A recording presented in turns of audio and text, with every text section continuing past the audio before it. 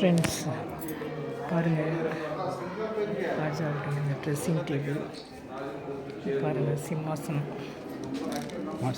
பாருங்கள், சிம்மாசனம் உள்ளே வரக்கூடாதுன்னு சொல்லிட்டு இவங்க பாதுகாத்து வர்றாங்க. பாருங்கள்,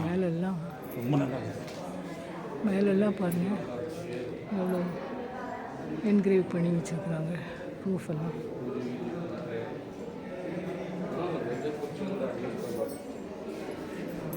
இந்த டோர் பாருங்கள் எவ்வளோ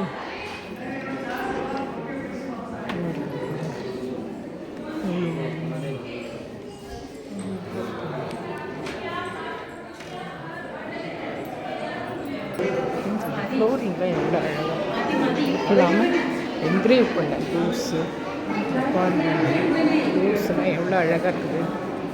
சுவர்லெல்லாம் சித்திரங்கள் வரையப்பட்டிருக்குது. ஃப்ரெண்ட்ஸ் இதெல்லாம் வந்து பார்த்து இந்த நாளில் மைசூர் மகாராஜா எப்படி வாழ்ந்தார் என்பதை நீங்கள் அறிந்து கொள்ளலாம். ஃப்ரெண்ட்ஸ் நீங்கள் வாங்க ஃப்ரெண்ட்ஸ், மைசூர் வந்தீங்கன்னா மைசூர் மகாராஜா கோட்டையை வந்து பாருங்கள், சுற்றி பாருங்கள்.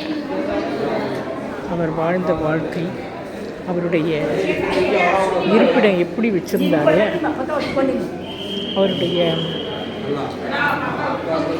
அரண்மனையை இப்படிலாம் வச்சுருக்கிறாரு அப்படின்றத நீங்கள் அறிஞ்சிப்பீங்க. லாஸ்ட்டாக இந்த டோரை பாருங்கள், எவ்வளோ என்கிரேவ் பண்ணி எவ்வளோ அழகாக இருக்குது. அதே போல் எவ்வளோ அழகாக இருக்குது. யானையுடைய குலத்தை தந்தத்தோட இந்த யானையை தந்தத்தோட நீங்கள் பாருங்கள் எவ்வளோ ஆர்டிஃபிஷியலாக எவ்வளோ நிறைந்த பொருட்களை வச்சுருக்குறாங்க.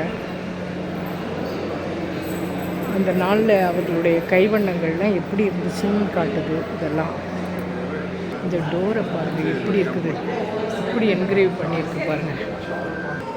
இந்த மிரரை பாருங்கள் எவ்வளோ பெருசு இருக்குது.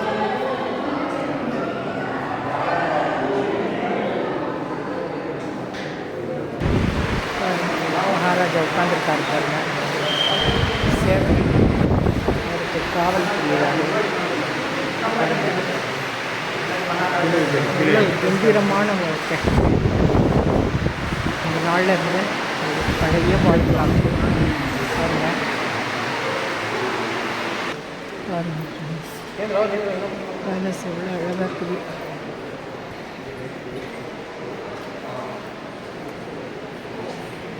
முன்னாடி பாருங்கள்